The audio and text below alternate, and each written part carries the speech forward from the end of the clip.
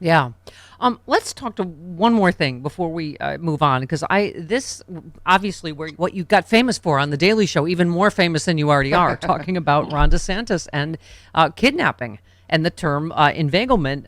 But you also said him saying, "Oh, well, we need to do it from Texas because there's not many people coming in here just in onesies or twosies into Florida." And you said this may be the single worst offense ever to the federal crime of kidnapping by inveiglement. Looks like DeSantis is going to go through some things.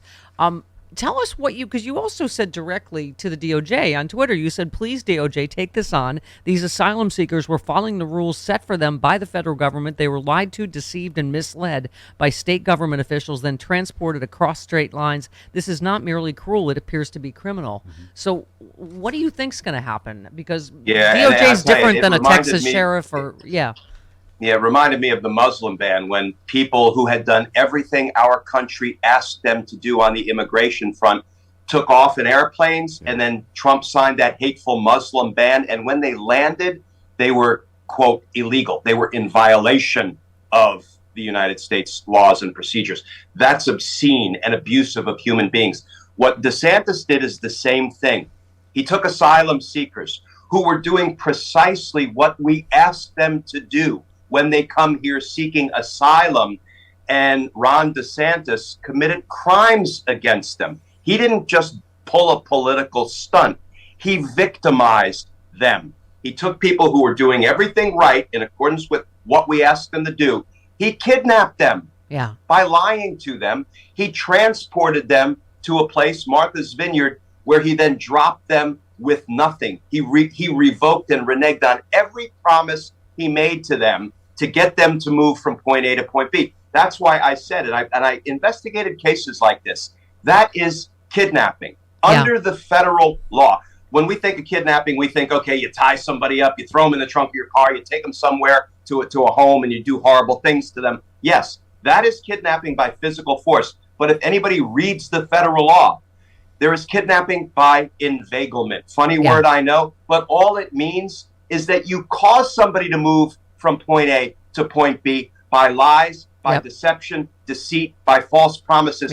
The reason I said, DOJ, please take this up, is not because they were asylum seekers or they're necessarily civil rights violations, but because it directly violates the federal law of kidnapping another by inveiglement and transporting them across state lines. This is not that tough a case to prove. I was going to say the DOJ is looking like Lucy and Ethel in the Chocolate Factory between what Tish James dropped on their doorstep and this.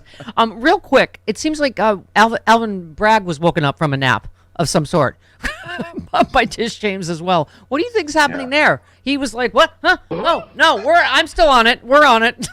I mean, too late. If nothing else, If nothing else, it makes him look really bad. I mean, how did Manhattan not? I think Tish James highlighted the really. I'm trying to find a nice word that won't get bleeped. The really poor decision Alvin Bragg made when he decided to kill the Donald Trump investigation, which he did over the objection of really experienced prosecutors who advised Alvin Bragg when he arrived as district attorney at the Manhattan DA's office, "We have enough evidence to both indict and convict Donald Trump of crimes." He said, "I'm not feeling it," and he killed the investigation. Well, Tish James has highlighted what a poor decision that was, and Bragg is playing catch-up, or at least pretending to play catch-up by saying, "Oh, wait, I'm still investigating Trump." Yeah, we'll see. Yeah, exactly. All right. Glenn Kirschner, I thought it into existence. I thought it, and then I declassified the information that you will also be at Sexy Liberal LA, along with Chairman Adam Schiff and Rob Reiner, October 22nd. I can't wait, Steph. I can't wait. We can't wait either. See how I did that? I just, my superpower is declassified that information. Love you, Glenn Kirschner. Love you, Steph. See you guys. All right. Thanks, Glenn.